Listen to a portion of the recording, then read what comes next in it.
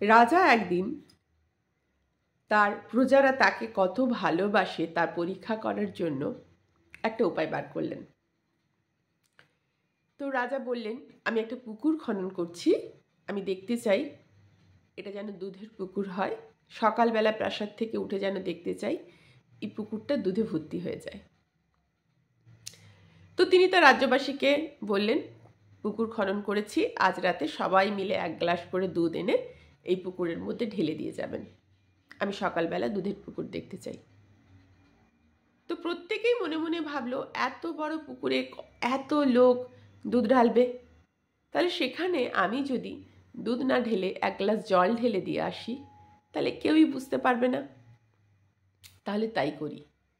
তো এই করে সবাই সেই পুকুরে এসে দুধের বদলে জল ঢালতে লাগলো।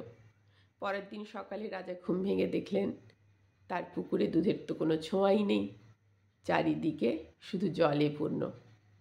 তিনি খুশিই হলেন, কারণ তিনি জল চেয়েছিলেন, কিন্তু তিনি দুঃখ পেলেন যে তার প্রজাদের মধ্যে সততার অভাব রয়েছে। তিনি তার প্রজাদের বিশ্বাস করেছিলেন, কিন্তু তার প্রজাদের মধ্যে বিশ্বাসঘাতকতা রয়েছে বলেই তার মনে হলো। তো তিনি বললেন যে যাদের জন্য আমি এত ভাবি তারা আমার কেউই নয়,